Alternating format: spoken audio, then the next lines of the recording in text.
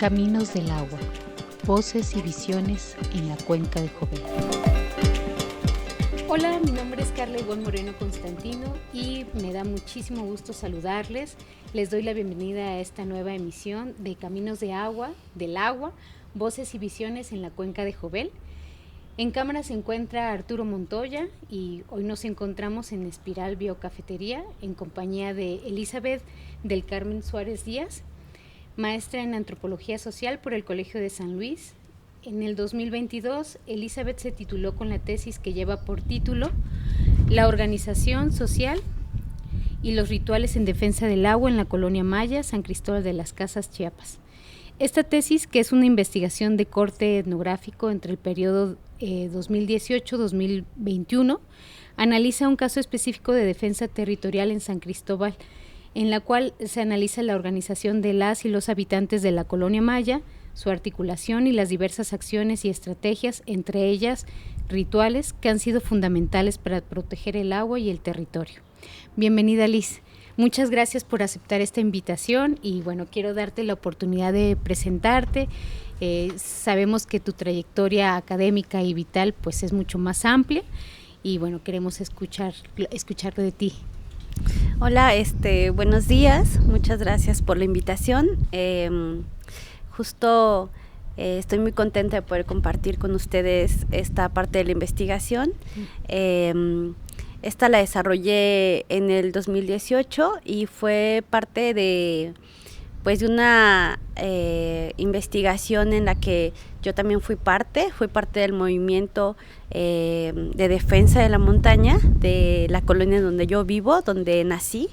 Y pues bueno, justo viendo esto que estaba surgiendo de organización, pues es que se me viene pues poder hacer esta investigación. Siempre la investigación en la que uno está implícito es un poco complicado. Traté de plasmar en la tesis todo lo que estaba sucediendo, pero pues obviamente no siempre se puede. Y bueno, pues de eso vine a hablar hoy. Gracias. Muchas gracias a ti. Bueno, te comentaba fuera de cámaras que yo disfruté mucho pues conociendo también pues a la colonia maya como espacio y también como movimiento, como estas acciones colectivas que se tomaron para la defensa del territorio. Entonces, si te parece bien, podemos hablar un poco de la colonia maya, ¿no? O sea, tengo entendido que pues la colonia maya fue fundada en 1982, la compone alrededor de 13 hectáreas, también desde casi de sus inicios, desde que fue registrada, pues la han compuesto también mesas directivas. No sé qué más quieres contarnos. Pues sí, bueno, en cuanto a los años, como realmente no hay nada que avale los años. Luego hay gente que dice, no, en el 82, no, fue en el 85. No hay como una fecha en sí, pero más o menos el periodo es del 82 al 84, 87. Fue una colonia que nació como una lotificación y se fueron vendiendo poco a poco los terrenos. Hubo mucha gente que me mencionó, pues yo pagaba mensualmente le daba algo al dueño y así fui pagando mi terrenito, ¿no? Uh-huh. Habían grandes terrenos, gente que compró 2, 3 lotes y que ahora pues justo es estas urbanizaciones que estamos viendo dentro de la colonia. Entonces también fue un fenómeno que quizás el fraccionador no se lo imaginó y la gente que vivíamos ahí pues tampoco nos imaginamos, ¿no? Que después se iba a urbanizar aún más. Estamos ubicados al sur de la ciudad, nos rodea pues la montaña del sur y el barrio de María Auxiliadora, de quien al principio éramos parte y después pues ya se formó en sí la colonia, ya se le nombró Colonia Maya.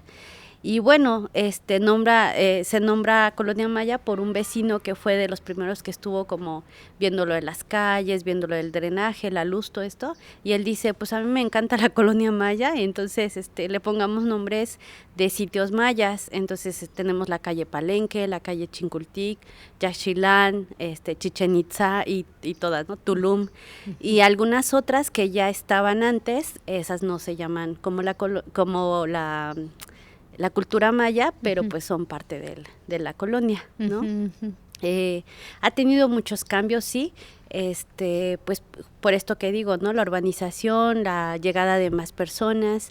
Es una colonia un tanto sui generis porque vive mucha gente fluctuante, ¿no? Esta población que vienen, trabajan y se van. Gente que arrenda, o sea, por unos meses o por años y se van. Todas estas personas, pues bien es cierto que no participan en la organización, pues porque no se sienten como parte de la colonia, ¿no? Y esta otra población que siempre hemos vivido ahí, en mi caso, pues mis bisabuelos eran dueños de un terreno, fueron fraccionando, dándole a sus hijos, y pues bueno, es así como mi familia vive ahí, tengo tíos, mis bisabuelos vivieron ahí, mis abuelos, y entonces pues es una tierra de la que nos sentimos parte y nos sentimos arraigados. Creo que también de eso viene pues esta defensa que hacemos de la montaña. Sí, un poco para ir también por ahí, bueno, mencionar solamente algunos datos como para las personas que nos escuchan y quizás puedan tener más elementos para imaginar este espacio. En el 2016 el INEGI mencionaba que contaba con una población de 2.533 habitantes aproximadamente, ¿no? Y bueno, también con respecto a lo que dice sobre esta defensa de estos modos de organizarse, quizás sería importante mencionar cuáles fueron los motivos también de esta defensa, qué hizo que detonara, digamos, este tipo de organización. Un poco, más bien mencionas en la tesis que fue en el 2016 a partir de la construcción de un fraccionamiento, pero bueno, este es un elemento, pero hay antecedentes, ¿no? Entonces, si nos quieres compartir. Sí, justo, bueno, esta parte de la montaña que ya decía que delimita el sur de la colonia, parte de la montaña tiene dueño. Este dueño fue el mismo que vendió parte de los terrenos de la colonia maya, se quedó con otras hectáreas y pues por muchos años ese terreno se conocía como un rancho. El rancho El Carmen Guadalupe, y pues ahí sembraban, los primeros pobladores dicen que veían que sembraban papas, sembraban maíz, el dueño era un cubano, un doctor cubano que vino, le gustó ahí la montaña, compró y ahí estuvo, ¿no? Después este señor muere y el hijo empieza a fraccionar, es quien hace la colonia maya. Y después en este terreno que justo es muy grande, son muchas hectáreas, son alrededor de 19 hectáreas, según nos dicen. Ese dato varía un poco, pero 5 son las que quieren construir y es cuando empiezan a ver como proyectos, ¿no? En el 2008, este señor, más bien vende a otra persona, esta persona que compra, se dedica al ramo es un empresario, se dedica a hotelería, se dedica a gaseras, gasolineras también, y entonces quiere instalar una gasera en este territorio, ¿no? En la parte del rancho. Ahí los primeros pobladores empiezan a decir, no, pues ¿cómo van a poner gas aquí al lado de nuestras casas, no? Entonces se organizan, ellos mencionan mucho y cada que yo hacía entrevistas con estas personas, me decían con una singular alegría que gracias a una marcha en la noche, gracias a que fueron a Cabildo y ellos se opusieron a este proyecto, lo lograron parar y este primer logro de la colonia, siento que le da mucha identidad. Esto fue lo que a la gente dijo, sí podemos, organizados podemos hacer mucho, ¿no? Después, en el 2012 más o menos, este terreno que al principio nada más estaba no bardeado, sino rodeado por árboles, lo empiezan a bardear y es cuando se empieza a ver como llegada de carros, llegada de material, se escuchan que estaban talando árboles. Justo por la barda no se puede calcular cuántos árboles.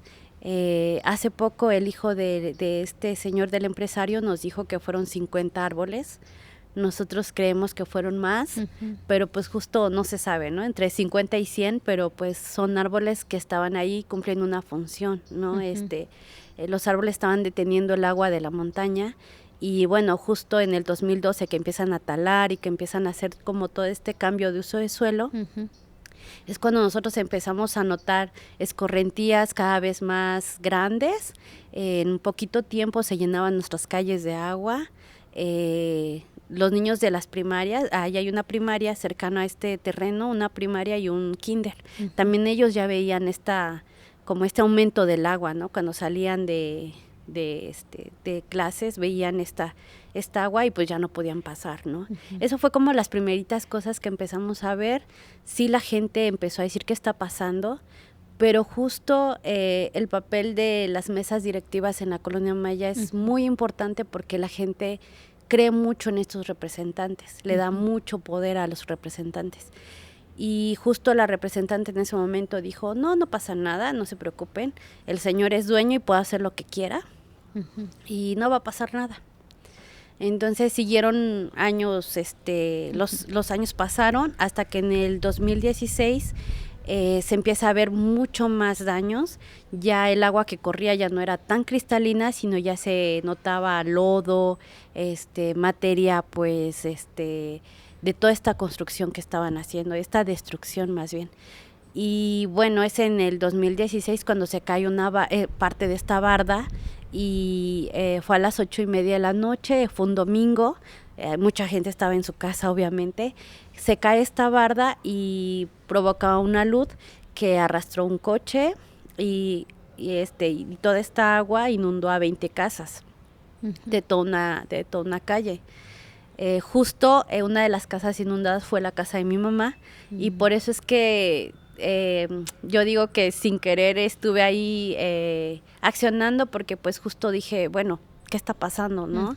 Y pues producto de este daño fue que empezamos como a indagarnos qué estaba sucediendo, a recibir 0 respuestas de las autoridades, malos tratos, incluso es cuando nos empiezan a tachar de, es que gente revoltosa, gente que no tiene nada que hacer, y nos empezaron a negar toda la información de este proyecto, justo porque sabían que estaban pues haciendo estos daños ecológicos que a la larga pues el impacto iba a ser muy fuerte, ¿no? Entonces es por ello que empezamos a enterarnos de este proyecto. Sí, como mencionar que digamos que en el 2012 sí se aprueba a partir del Cabildo Municipal este cambio de uso de suelo, que en realidad pues es una zona protegida, entiendo, ¿no? O sea, es decir, los árboles en esta pendiente permiten la absorción de todo el agua que cae de la montaña, ¿no? Y por lo mismo no puede haber cambio de uso de suelo. Sin embargo, en el 2012, con los representantes de Cabildo Municipal, pues aprueba este cambio de uso de suelo. Y también mencionar que también se puede estar hablando también de un ecocidio, porque mencionas ahí que se calcula, que calculan también los habitantes de la Colonia Maya, que fueron aproximadamente 100 árboles pues talados, ¿no? Entonces se puede hablar de un ecocidio también, ¿no? En ese sentido, como justo para fines de un fraccionamiento, que además no solamente están haciendo un cambio de uso de suelo prohibido, o sea, no legal, sino también impidiendo que haya una filtración del agua adecuada en una pendiente cercana a un lugar habitacional. sino también lo que iba a conllevar el que se fraccionara, que hubiera un fraccionamiento más por el agua que también se demandan servicios, ¿no? Uh-huh. Entonces, ¿de dónde viene el agua que ustedes en la colonia Maya pues consumen, ¿no? El agua viene de uno de los manantiales que pertenecen al humedal Lagos de María Eugenia. Uh-huh. Y el manantial que es muy pequeñito y que cada vez se ve más amenazado es Navajuelos. Uh-huh. Es parte, son dos, Navajuelos son dos, y lo divide la carretera internacional, ¿no? Está por la parte del Conalep, ahí, y pues bueno, ahí por medio de bombas se bombea hacia un tanque que la misma población construyeron. Igual no se tiene fechas muy exactas de cuándo, pero más o menos en el año 84 es cuando inauguran esta obra, que lo realizaron muchos habitantes de María Auxiliadora, uh-huh, del santuario. Hacen este tanque elevado justo para que después el agua les venga por gravedad, uh-huh, y nos llega a la colonia Maya, María Auxiliadora, y a todas estas nuevas colonias que se han formado, ¿no? Fraccionamientos que se han formado, a todos ellos les llega, ¿no? Es así como nosotros también en el 2012 que se presenta este proyecto, la misma gente empieza a decir, ¿y de dónde van a tomar agua? ¿Y uh-huh, dónde van a salir y entrar? Tienen que pasar por nuestra calle. Uh-huh. Y si se planteaban 60, 80 casas, uh-huh, pues 60, 80 coches circulando por una calle muy pequeña como es la calle Palenque, y pues finalmente impactando, ¿no? Yo aquí lo que a lo largo de los años he podido ver es que al empresario le faltó pues ser un poco más empático, poder dialogar con la población. Él nunca llegó a dialogar con la población.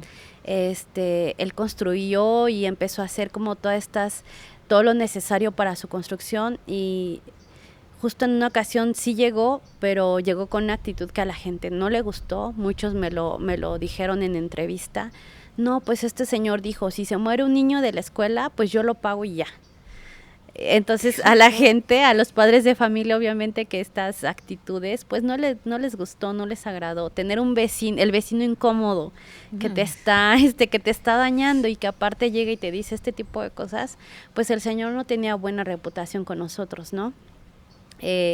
Y bueno, entre otros servicios que ellos decían que iban a ver dónde agarraban agua, pero pues esa zona no hay, a menos que fuera captación de agua de lluvia, pero el señor nunca habló de ecotecnias, creo que ni siquiera sabe el significado de estas cosas, entonces no veíamos como por dónde, ¿no? Uh-huh. Incluso los permisos que ellos nos presentaron en ese momento, creemos que lo construyeron pues fraudulentamente, porque uh-huh, esta zona justo sí está considerada como área de conservación ecológica, uh-huh, uh-huh, y este daño que hicieron, este impacto fue no solo talar los árboles, también remover tierra y llevar tierra de otro lugar y rellenar para justo pues la montaña tiene una pendiente natural y ellos querían hacerlo plano todo, lo que implicaba pues es este cambio, este daño a nuestra madre tierra, ¿no? Uh-huh.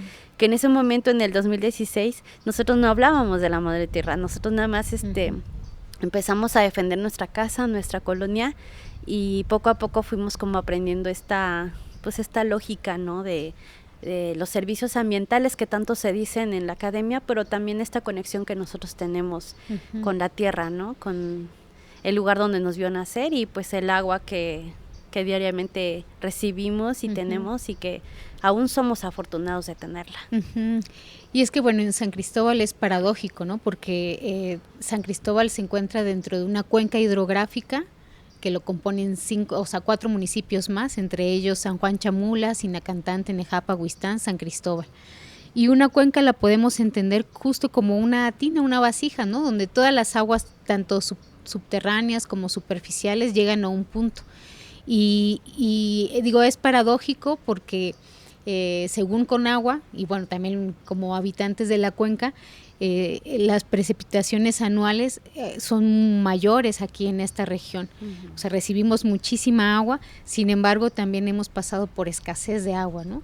Entonces, justo por una mala infraestructura, y bueno, un montón de otros elementos, como por ejemplo la extracción masiva de agua por parte de la Coca-Cola, que tiene más de 5 pozos profundos y extrae agua la cantidad que no imaginamos, ¿no? Pero que está constantemente extrayendo. Y también esta expansión urbana que ha llevado a impermeabilizar la cuenca. Entonces, San Cristóbal o la población de San Cristóbal, al menos el 70%, recibimos agua de Zapam. Y Zapam lo capta o se lo lleva también, o su fuente de abastecimiento son tanto los humedales o los manantiales, ¿no? Entonces, claro, en una lógica de entender la geografía de San Cristóbal, cosas como la tala de árboles, el cambio de uso de suelo, son cosas ilógicas, ¿no? Como que no están dentro de una visión mucho más amplia de entender el territorio, ¿no?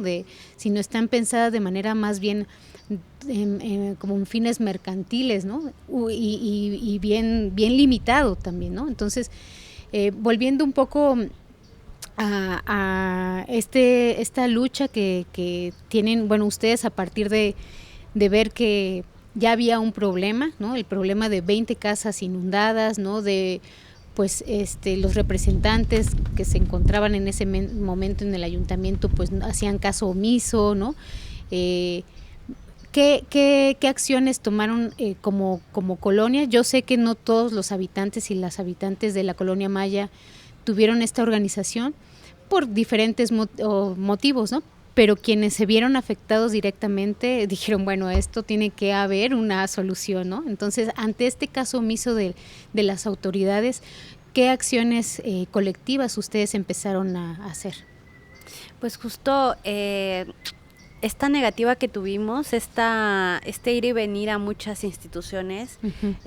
Yo recuerdo como justo una de las casas inundadas fue la de mi mamá. Uh-huh. Yo recuerdo que al otro día o a los siguientes días fuimos a Protección Civil, uh-huh. y ellos en la noche que había sucedido todo, el 6 de junio del 2016, nos dijeron, ya tomamos en cuenta todos los daños que han habido, vamos a hacer un reporte, bla, bla, bla. Nosotros llegamos 2 días después y nos dicen, no, pues es que esas hojas se perdieron. Entonces empezamos a ver como este tipo de acciones, complicidad, omisión, incluso esconder mucha de la información que nosotros empezamos a obtener fue porque nos movilizamos, porque nosotros fuimos a Tuxtla, fuimos a la Ciudad de México, fuimos a la Cámara de Diputados y fuimos a muchos lugares a lo largo de estos años, tocamos muchas puertas para tener información y para tratar de comprender. Creo que algo que ha caracterizado la organización de la Colonia Maya es que desde un principio dijimos, vamos a analizar lo que hay, la información, no vamos a decir mentiras, no vamos a agrandar una idea, una información pues para hacernos los interesantes o para tener la razón según nosotros. Siempre dijimos que íbamos a manejarnos como muy transparente y también a comprender que no todo lo sabemos nosotros, ¿no? Uh-huh. Entonces nos hicimos ayudar de mucha gente que podía ayudarnos y que podía como aportar ideas, ¿no? Uh-huh. Justo algo que se nos hacía como, ¿qué está pasando aquí? Era justo, ¿no? Los meses de lluvia, que acá sabemos que son 3-4 meses de lluvias intensas a veces. Veíamos que el agua, pues sí, nos llegaba, nos estaba inundando, ¿no? Nos estaba llegando.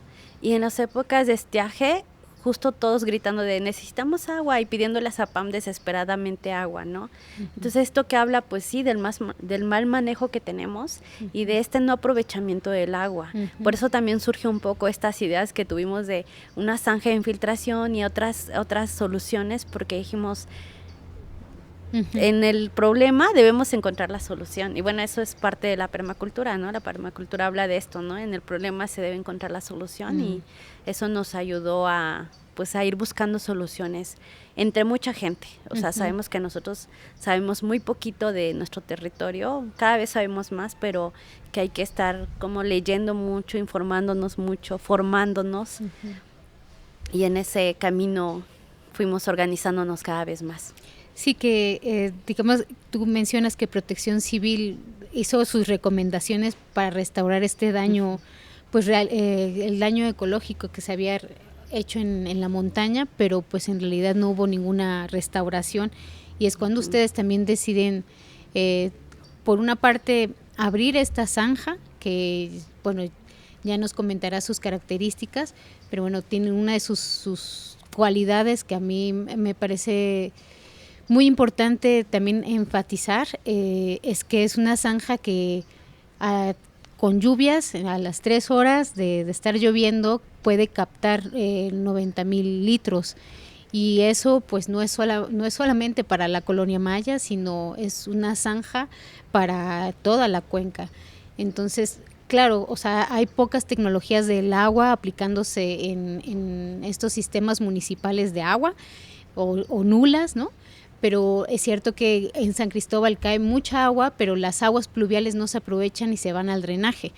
Entonces, creo que es uno de los elementos más importantes, o de los más importantes, de que ustedes también como grupo pudieron realizar, ¿no? Esta zanja de infiltración y también, bueno, otros elementos que acompañan, digamos, estas acciones colectivas, también fue poder construir una sala de usos múltiples, ¿no? Que esto también permite pues traer actividades culturales, artísticas, está también como estos otros elementos como la bandera, ¿no? Somos la Maya, el hashtag, ¿no? Que de alguna manera permiten, como dices, abrirse al mundo y hacer saber que esto no es un problema de una persona, sino un problema que puede multiplicarse en otros contextos y que en realidad es importante poder organizarnos, ¿no? Cuéntanos un poco también de estos elementos que de alguna manera conformaron en ese momento la identidad de Somos la Maya. Uh-huh. Sí, claro. Lo que mencionaba al principio es que justo en el 2008 la gente, como tenía en su memoria colectiva esta marcha de la noche y así, esta vez que volvemos en el 2016 a organizarnos, mucha gente dice, otra marcha, otro esto, otro el otro. Y diferentes personas empezaron a dar elementos, entre ellos pues hagamos una bandera que sea un distintivo, se realizó una noche antes de la marcha, cositas, elementos, pequeños elementos fueron sumándose y claro, al final fueron haciendo como este arraigo, ¿no? A mi lucha, ¿no? La lucha que tenemos de la colonia Maya. Se hace la bandera pues se ha llevado en muchísimos espacios, ha sido también como esta identificación de la colonia, de la resistencia que se tiene, por eso los colores, el color negro, rojo, blanco, se eligen estos colores justo por darle estos elementos de resistencia, ¿no? La zanja al final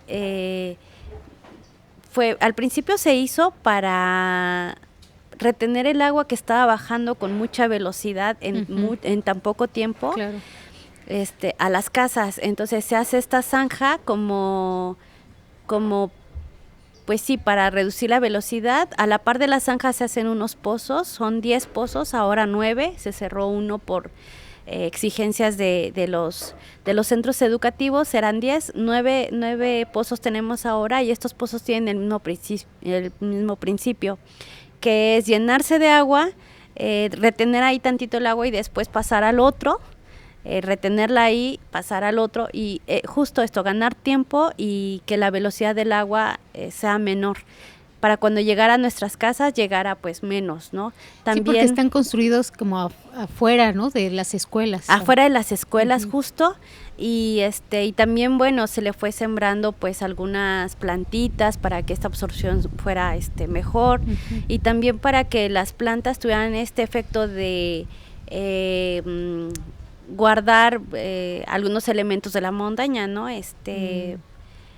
Arena, pero también tierra, basurita, minerales, o sea, todo lo que se pudiera que se quedara ahí, ¿no?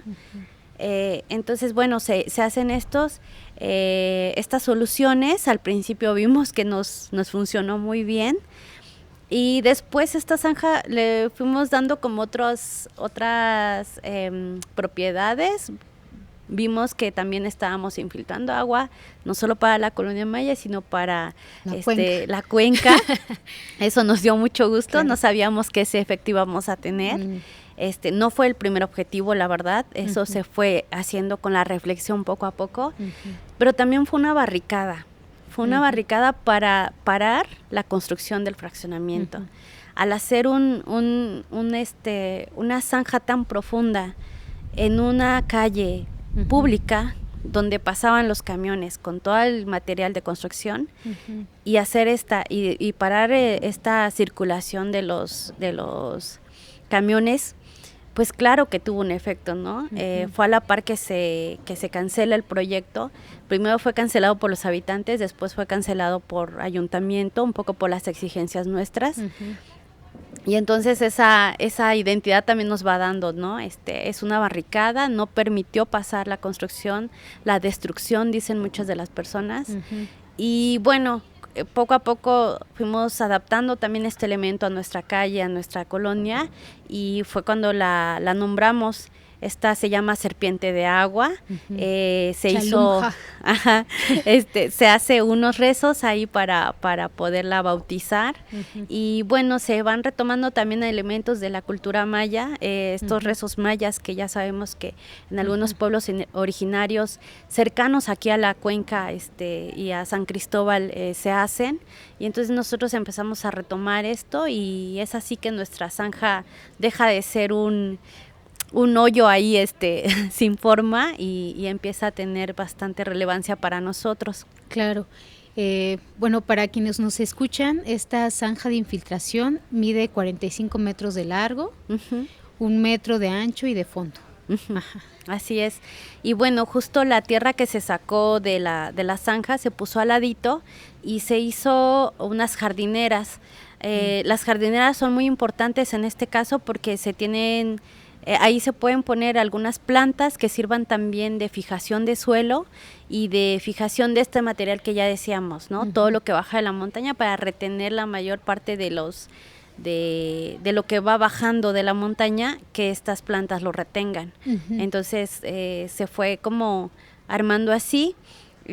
Tuvimos, no recuerdo bien el año, creo que en el 2018, por ahí, una comunidad indígena cercana a la colonia llegó y habitantes de ellos quisieron tapar la zanja. Entonces cosas como esas hacen que se dañara la zanja. Entonces siempre se ha tenido como, la zanja va cambiando también, o sea, no ha tenido la misma forma, la erosión también ha hecho lo suyo y pues ya no mide lo que medía en un principio, pero bueno, sigue teniendo el mismo fin para nosotros, que es librarnos de estas inundaciones. Como el daño a la montaña sigue habiendo aún ahorita, en el 2025, y en este mes ha incrementado con algunos permisos que Ayuntamiento le volvió a dar al fraccionador. Es cierto que esta zanja sigue siendo insuficiente ahorita y sí tenemos riesgo de inundaciones, de nuevo en las mismas casas que en el 2016 nos inundamos. Entonces, digamos que es una lucha que no para y los daños también vemos que no paran. Sí, es algo que también nos vas a compartir un poco, hablarnos de cómo hoy en día está también el movimiento Somos la Maya, los desafíos, ¿no? Como que se enfrentan, que enfrentamos. Pero antes de eso también me gustaría mencionar que dentro de los elementos que han conformado esta identidad colectiva en este periodo de defensa territorial, además de la vía mediática, ¿no? Que fue muy importante, pues, como compartir cuáles eran sus denuncias, sus demandas. También por la vía legal hubieron como también procesos ahí importantes y estos rituales que mencionas, ¿no? Que a mí me parece que los rituales, y también tú lo mencionas, son, además de tener esta función simbólica, son también estrategias políticas de defensa, ¿no? y protección del medio ambiente y también de legitimación para decidir sobre el territorio. Entonces, en ese sentido me gustaría preguntarte más como el tema de los rituales. Bueno, en tu tesis nos presentas que los rituales, pues como decía, ¿no? Sí son expresiones culturales simbólicas, pero también estas herramientas de acción política. ¿Podrías contarnos cómo descubriste esta articulación entre ritualidad y defensa territorial durante tu trabajo de campo? Y como de qué manera esto influyó en tu propia experiencia como participante activista, ¿no? En tu comprensión.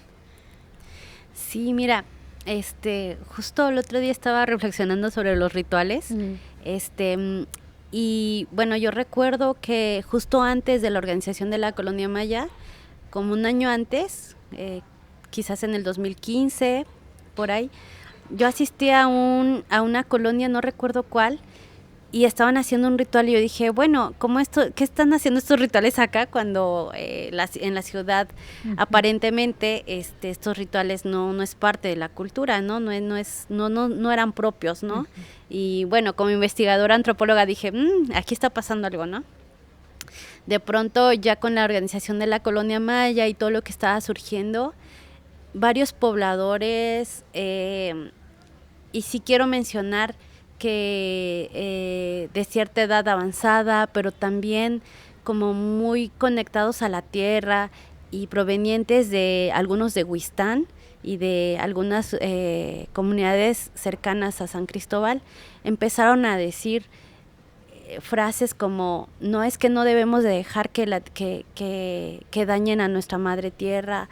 Empiezan a poner tanto en el discurso, pero también en el sentimiento de toda la gente, estas cosas como más de conexión, ¿no? Escucharlos hablar, claro que a todos en una asamblea, ¿no? A todos nos cimbraba y decíamos, ¿qué está sucediendo acá, no? Y todo el entorno se estaba como modificando. Cada asamblea que teníamos era una reflexión, pero también un compartir.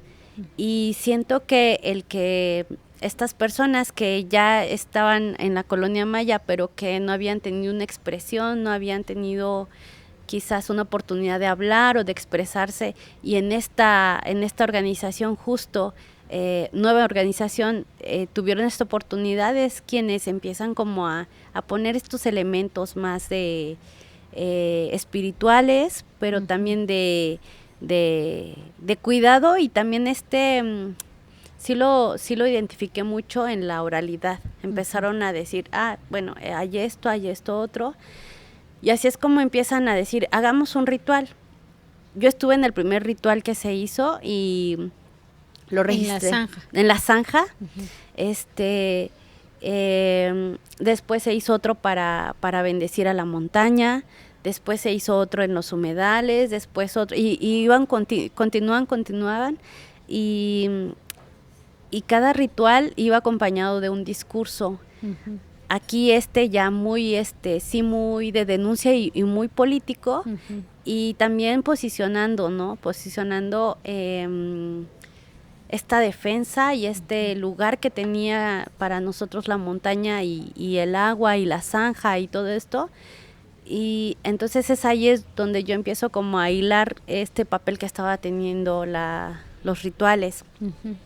Bien es cierto que los rituales, como lo menciono en la tesis, no son propios de la Colonia Maya, o sea, no lo hacía un habitante de la Colonia Maya, siempre uh-huh. Se invitaba a alguien más, un rezador, un ilol, alguien que venía de fuera, pero sí eran los habitantes quienes lo invitaban, ¿no? Y quienes ponían todos los elementos para que esto se llevara a cabo.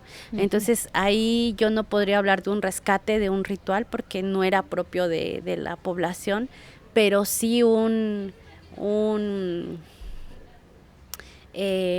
adecuar elementos que, si bien estaban sumando, también estaban dando como esta espiritualidad que el movimiento también necesitaba, ¿no? Cuando se empieza a hablar de la madre tierra, incluso los niños empezaban a decir, no, sí, es que el agua, nuestra sagrada agua, nuestro esto, y entonces eso le fue dando también uh-huh. esta otra parte que le faltaba al movimiento. Uh-huh. Y fue orgánico porque bueno, como yo pude ver cómo se hizo, cómo fue gradual, no fue alguien que llegara a decir, y ahora todos van a decir Madre Tierra, no, sino que se fue dando poco a poco en la organización y en el movimiento. Y bueno, desde tu experiencia, ¿no? Esta percepción de lo sagrado también y al mismo tiempo territorial. Sí, claro. Por ejemplo, yo recuerdo a mi papá hablar de la montaña y cómo él tenía una concepción de la montaña de mucho respeto y que era sagrada. Incluso él me decía o él nos contaba a todos mis hermanos que ellos tenían que pedir permiso para subir a la montaña. Entonces, cuando yo empiezo a escuchar esto de otros pobladores, dije, no, sí, claro, o sea, es una reconexión que tenemos, ¿no? También a la par de todas estas reflexiones que teníamos, un vecino de pronto nos contó una historia que también la pongo en la tesis, que habla sobre la guardiana de la montaña y habla de esta serpiente que un día salió de la montaña. Era una serpiente muy grande y que tenía como escamas que resplandecían con el sol y que todos los habitantes vieron que bajó de la montaña de la colonia Maya, pasó por las calles de la colonia y al final se fue al humedal Navajuelos, que es de donde nosotros obtenemos agua. Entonces este vecino siempre nos contaba esta historia y nadie era ajeno a ella. Algunos decían, sí es cierto, sí, a mí me contaron esto. Entonces era, para mí como investigadora esto me fascinó, pero también no me es ajeno porque yo viví ahí, ¿no? Yo nací ahí y ver esta conexión que tenemos con la montaña y que no solo la sentimos, sino que la podemos transmitir y decir, pues a mí me hizo pues justo plantear este problema en mi tesis, ¿no? Sí, claro, ¿no? Como volver a imaginar o dotar de como de reconocimiento a esto que también está vivo, ¿no? La tierra, el agua, las montañas, los árboles, y saber o tal vez preguntarnos cuál es la relación que queremos tejer con eso vivo también, ¿no? No de una forma limitada como ha sido desde hace varios años, ¿no? Que es solamente mercantil o viéndola nada más como un recurso, ¿no? Sino también es una relación de reciprocidad y entonces sería, bueno, la pregunta, ¿qué tanto somos recíprocos en ese reconocimiento mutuo, ¿no? Entonces a mí también me parece importante que como el papel de los rituales como un elemento que se integra, digamos, en esta defensa territorial de tu investigación,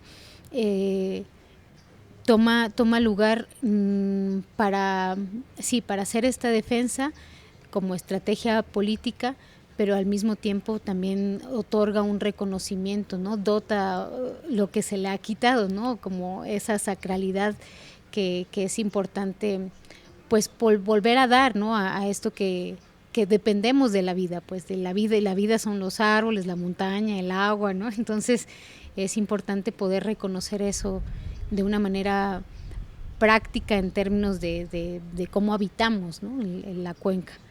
Y bueno, también yo creo que algo para pues ya ir finalizando,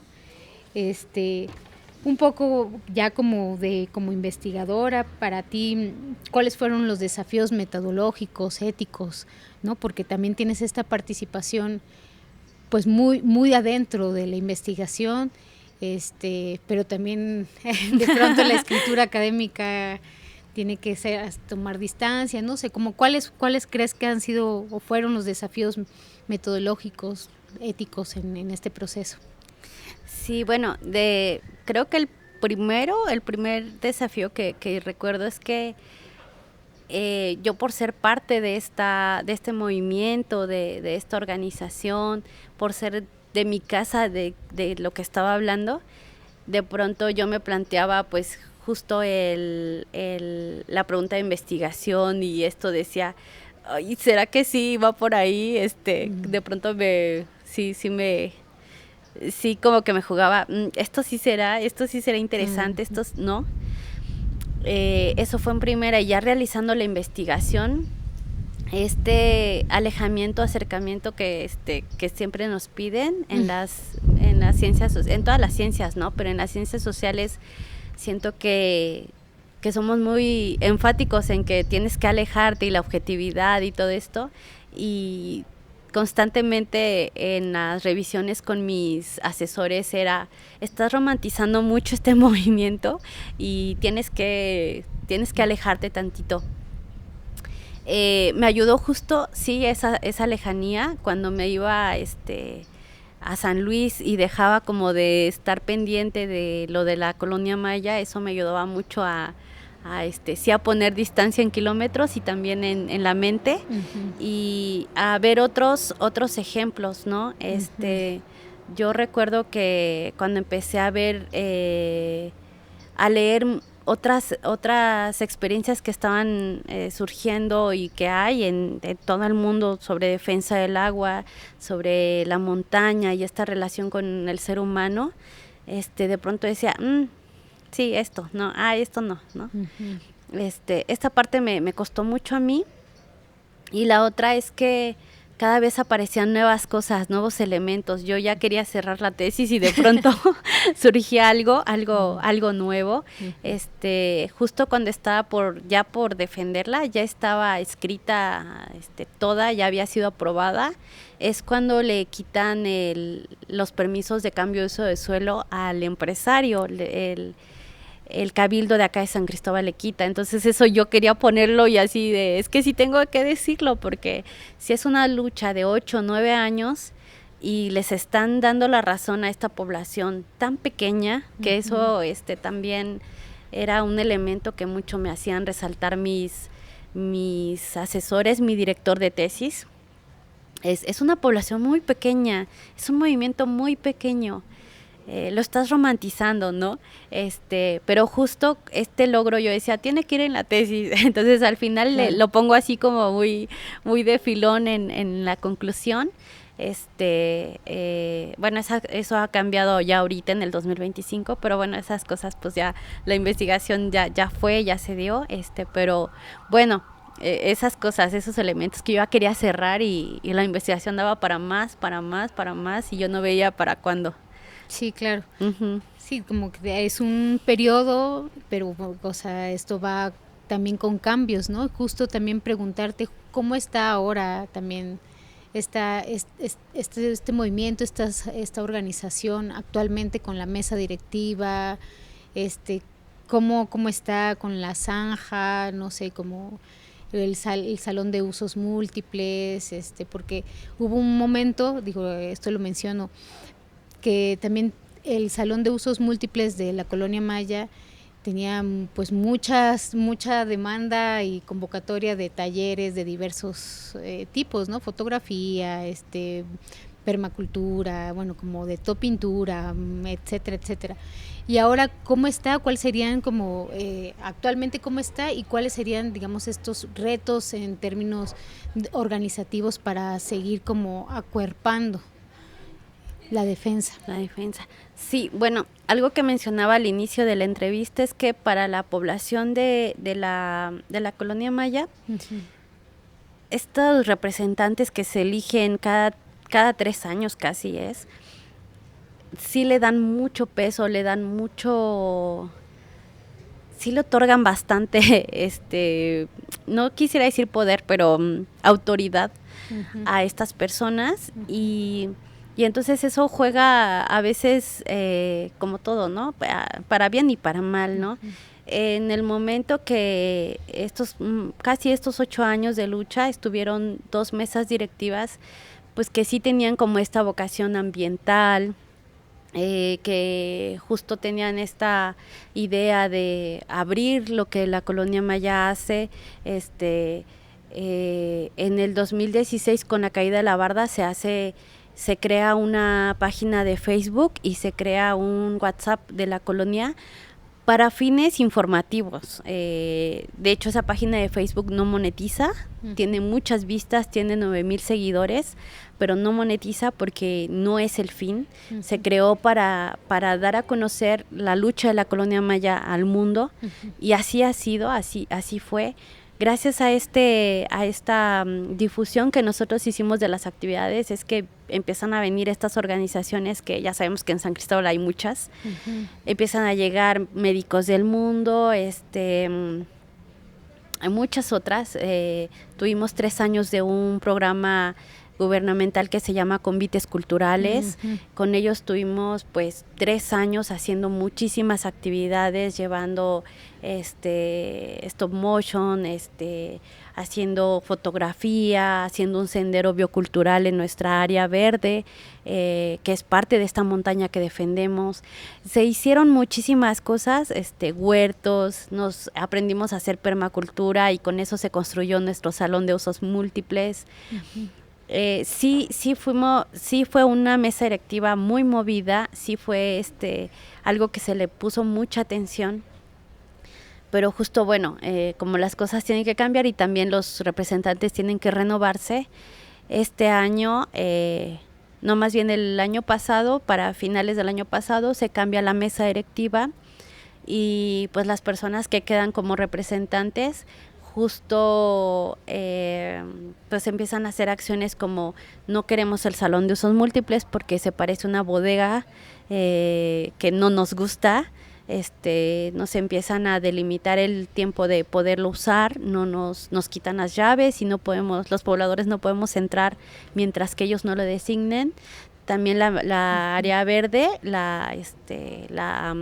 ellos tienen la llave y no nos permiten entrar a los pobladores, salvo cuando ellos decidan que sí se debe abrir. Ellos están en contra de que lleguen personas de otros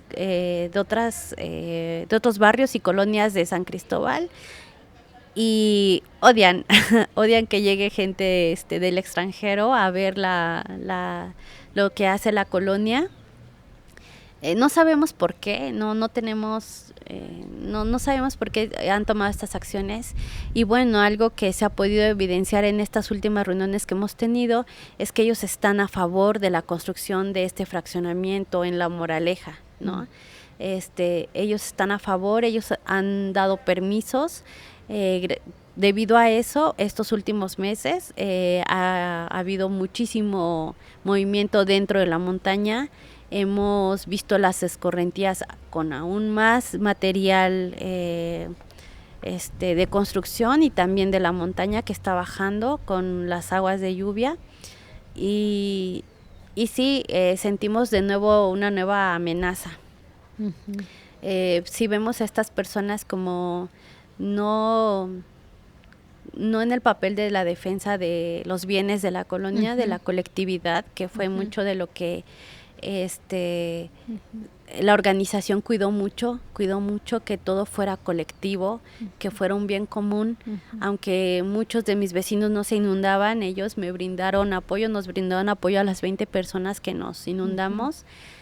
Incluso tuvieron demandas, esta demanda que tuvimos por secuestro, que fue totalmente inventada, fue una estrategia de criminalización para nosotros que estábamos defendiendo la montaña, y ellos no se estaban inundando, ¿no? Lo hicieron justo por esta colectividad, y es lo que ahora vemos que no tienen estos nuevos representantes.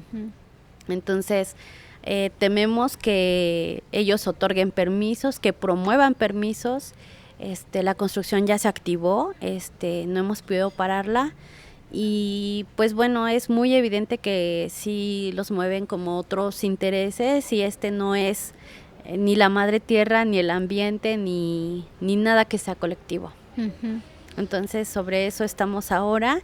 Es muy preocupante, claro. Nos está desgastando mucho, sí, porque ahora no solo tienes que luchar contra un empresario que quiere construir, sino también con gente que está dentro de la colonia y que tienen otros valores, otros intereses, ¿no?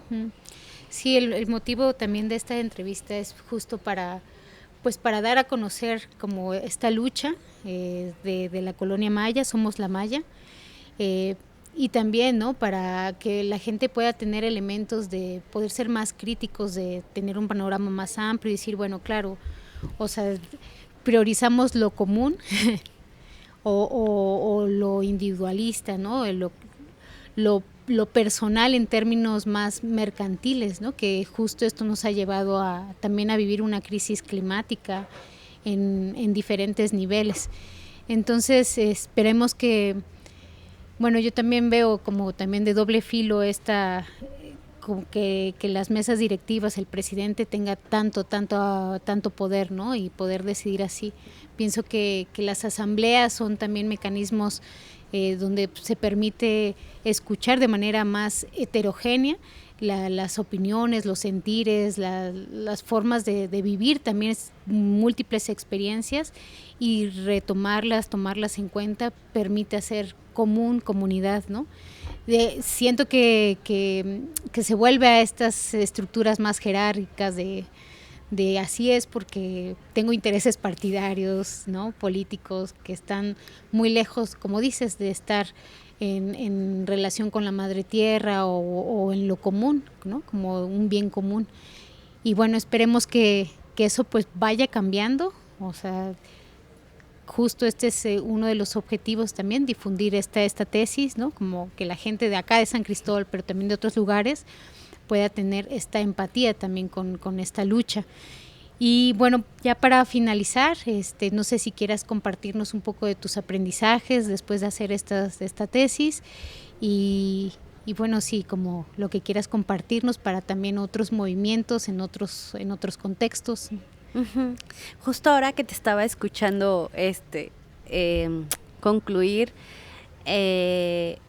algo que nos dio a muchos de las habitantes de la colonia esta organización fue tener esta voz femenina. En las mesas directivas anteriores casi no habían mujeres y el papel de muchas de las compañeras, con mucho respeto, era ser la secretaria, ¿no? Ser quien tomaba nota en una reunión y ser la que hacía los escritos y quizás se lo daba al presidente y el presidente lo llevaba a donde tuviera que ser. Con esta nueva organización esto cambió. Muchas de las mujeres de diferentes edades, y eso también es algo que me faltó decir más en la tesis, como esta participación de la mujer, cómo empezamos a varias de nosotras, entre ellas yo, pues yo llevo viviendo en la colonia muchos años y no me había interesado sinceramente ser parte de esta organización, de una mesa directiva ni nada. Pasaban cosas y uno nada más dice, ok, pasó algo y te dabas cuenta y ahí quedaba.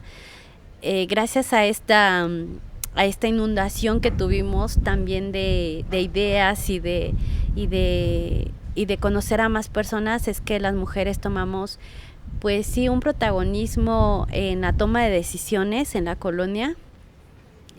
Nos empezamos a capacitar lo más que podíamos, empezamos a ir a la radio y a todos los medios que podíamos para justo también hacer ver esto que nos estaba pasando, pero cómo a las mujeres nos impacta de una manera diferente, ¿no? Los impactos ambientales a las mujeres siempre es otra cosa, ¿no? Y queríamos decirlo y lo dijimos muchas veces.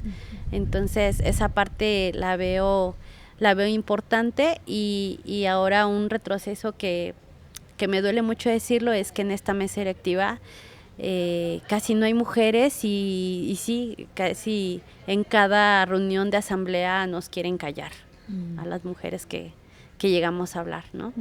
No lo han logrado y creo que no lo van a lograr, pero es un retroceso en la organización. Sí, claro, sobre todo porque estas desigualdades también están marcadas por género, ¿no? Claro. Y si hay algún enfermo en casa, la mamá. Y si falta agua, la mamá, ¿no? Las mujeres son las que sí están constantemente pues viéndose más afectadas porque son las que regularmente resuelven estas demandas, ¿no? De manera más local dentro de la familia. Bueno, muchísimas gracias por esta entrevista. Espero que sea la primera de muchas. Ojalá. Y bueno, pues también invitamos a quienes nos escuchan, nos ven, a continuar las siguientes emisiones de Caminos del Agua, Voces y Visiones en la Cuenca de Jovel. Gracias.